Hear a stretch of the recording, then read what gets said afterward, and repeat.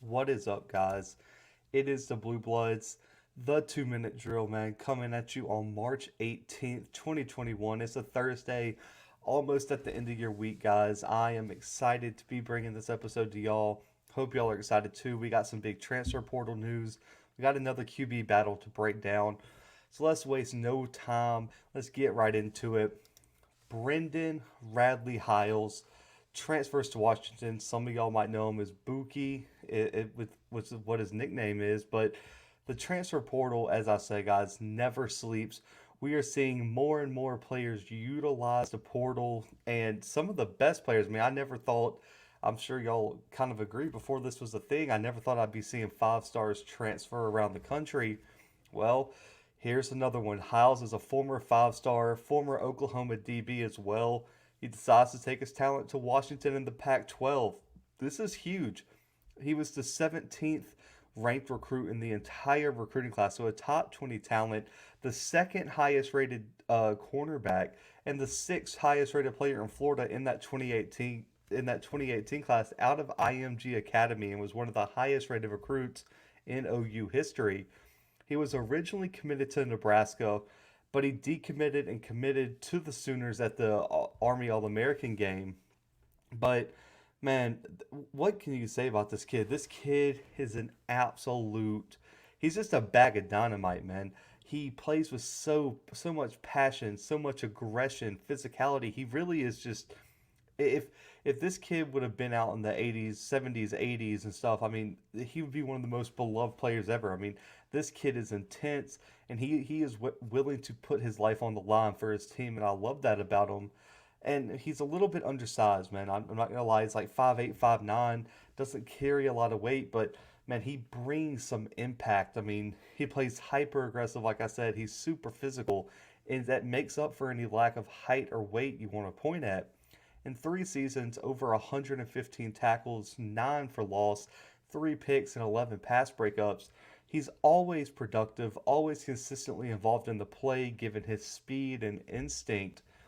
There are some issues, though. I'm not going to lie with y'all. I like this kid, but there's times where he has this like erratic decision making. He plays too hard, too fast, and almost he plays it at that limit of almost like reckless abandon, not thinking about the next thing. That could lead to busted coverages. That also is kind of proof of a little bit lack of discipline with what he plays. But he's playing at such a high like RPM that decision making and discipline kind of gets wavered. He has constant penalties, man, and it's in the biggest moments. You look at the playoff game against LSU, where he almost killed Clyde Edwards-Helaire, and it was over nothing. It cost his team a big player in himself. It put them in a bad situation. It kept that first LSU drive going. I mean, you have to think a little bit better. I get that he wanted to make a statement. I get what he was thinking, but you can't you have to know when to reel yourself in a little bit. And you know, he brings a lot of untapped potential. I get it, but it it it outweighs some of these problems. But you still want him to play discipline. If he can reel that in, he can play at that high RPM level, that high intensity level, but also play smart. You're talking about a kid that could be one of the best DBs, best safeties in the country. This is why I'm really excited about this transfer, though. I know that if you don't follow Pac-12 football a lot, you aren't a huge diehard recruiting kind of college football fan, you don't know the name Jimmy Lake yet. I promise you, you are going to very soon. He is the current Washington football head coach. He previously served as the defensive coordinator, the DB, but like his positional, I guess, focus was the DBs. But that was what he was doing before before he took over this head coaching job. I mean, look at some of the DBs he's coached, guys. Taylor Rapp, Byron Murphy, Kevin King, Trent McDuffie, Elijah Molden's coming out this year, all of which are going to and have made impacts in the NFL and have been highly successful in the Pac 12 and college football, being all Americans and some of them winning awards. Lake is one of the best defensive minds in the country. He's overlooked because he's way up there in the Northwest, but I think he may be the perfect coach to tap into Hiles' potential. He likes these fast, physical DBs, but he also understands how to put them in perfect positions to utilize their skill set. And I think he can teach Hiles how to reel it in a little bit, play a bit smarter, but also take it to that next level in terms of those busted coverages. He can put them in position and teach him more like higher IQ stuff about the game. I love Hiles.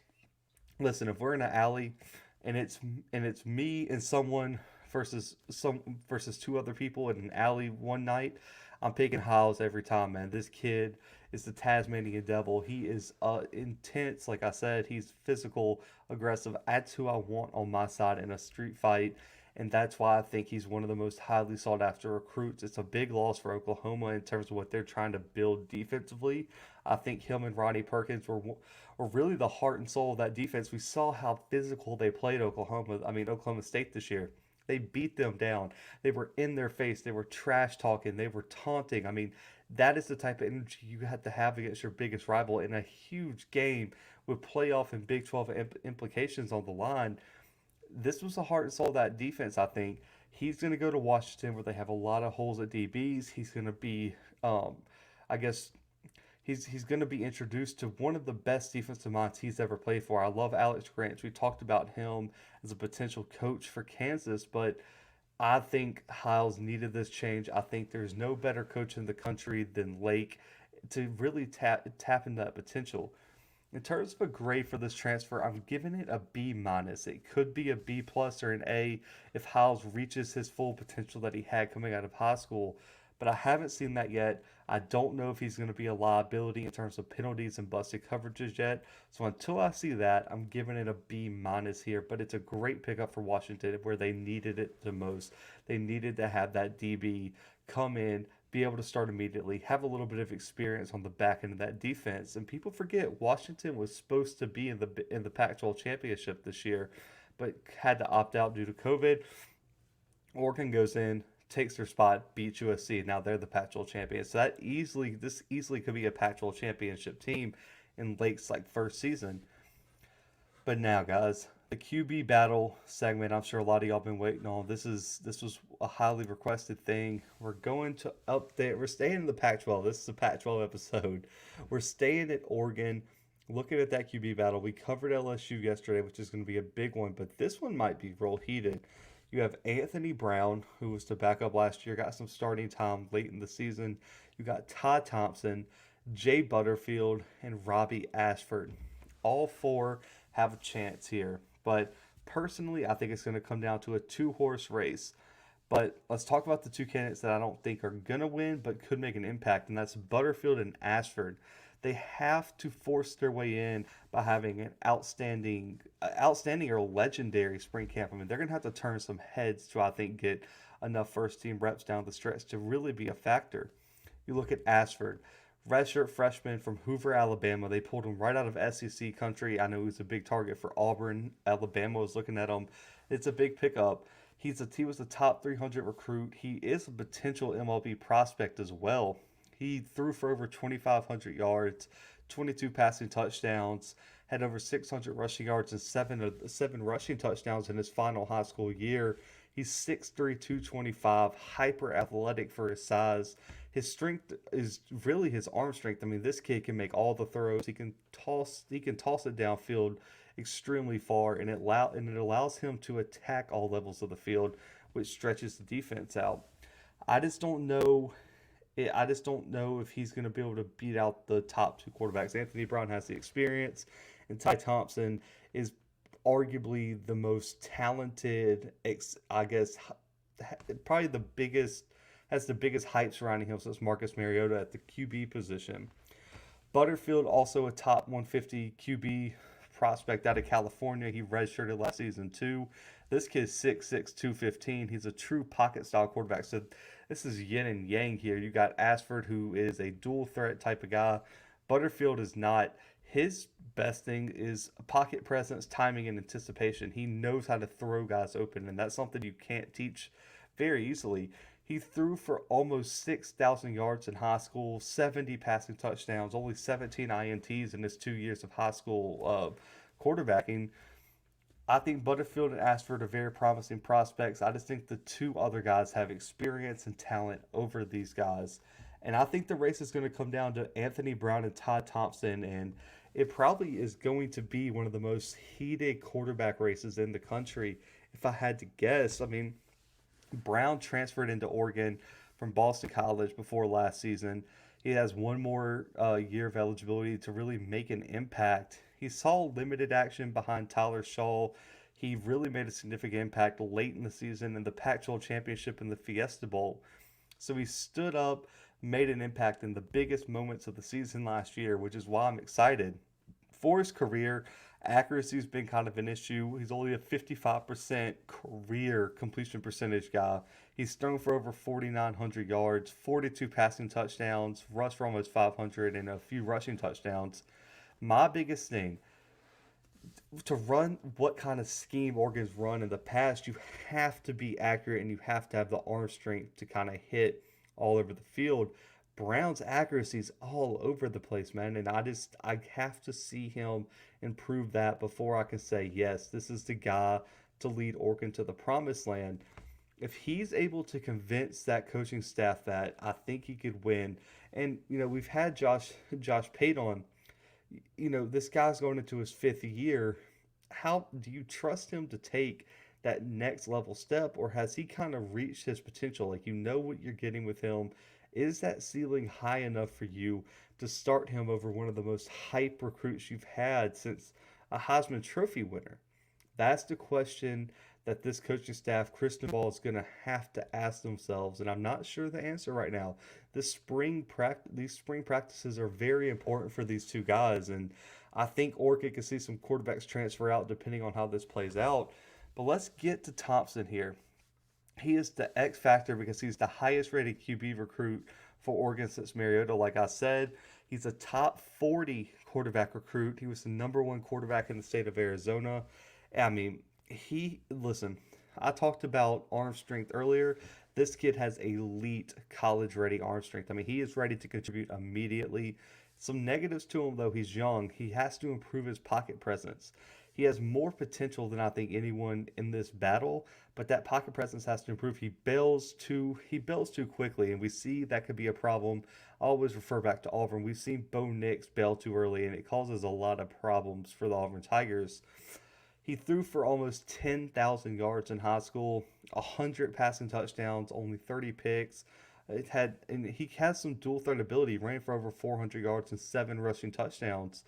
He doesn't have that true dual threat ability that you kind of see with Ashford or Brown, but with Oregon's O-line being one of their strengths, it should allow him to have clean pockets most of the time, and he shouldn't have to use his feet all the time, and he has enough mobility to step out of the pocket and really, I guess, make a play every once in a while. He can throw on the run because of his arm strength and throw across the body if he needs to, so that's going to be okay. I don't think that's going to be a huge detriment to his chances at the Oregon starting job.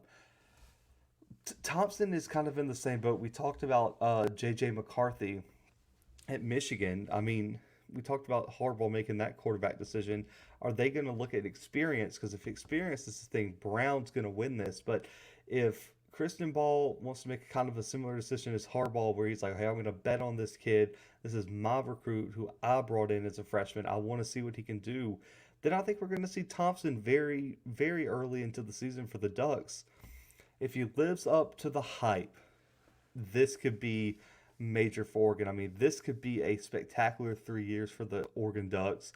I mean, I'm talking about Pac-12 championship and college football playoff potential in terms of what this kid could actually bring to the program. And my favorite right now, I think they're going to ride with Thompson. I think he's going to separate himself because he's a better thrower, more accurate than Brown. I think he's going to show enough improvement in pocket presence, having a better offensive line at Oregon than what he had in college. I think he's going to get a lot of experience because Kayvon Thibodeau and the boys are not going to play in spring practice. They're going to get after him. I think he's going to show some improvement. I just don't trust Anthony Brown's arm right now. But you can't ever count a fifth-year senior out of any race, and Cristobal can go that way if Thompson isn't ready. But I'm betting on Thompson here, and I think Todd Thompson is going to be your starting quarterback for the Oregon Ducks come this 2021 season. But guys, that is a wrap on this episode, man. I appreciate y'all joining me. These have been an absolute blast. But y'all know what I got to say now. Make sure to subscribe to our YouTube channel. Hit that post notification bell on the top right so you can be notified anytime we drop a new episode. Go ahead, drop a like on this video. It helps us. It helps get this content out to more people. We want to build up this Blue Bloods fan base strong, man. We got, like I told y'all, if we get to 100 subscribers, we are dropping merch, some Blue Bloods t-shirts for y'all. And if you're one of the subscribers, we're gonna have a random drawing of 5 of the first 100 subscribers to our YouTube channel, and we're gonna give them some free merch. So make sure you're one of the first 100 to subscribe. We're trying to build this YouTube channel up, and if you'd like the audio versions, make sure to subscribe to the Blue Bloods wherever you listen to podcasts. We're available everywhere. But guys, for myself, for the Blue Bloods, for the 2-minute drill, we are out.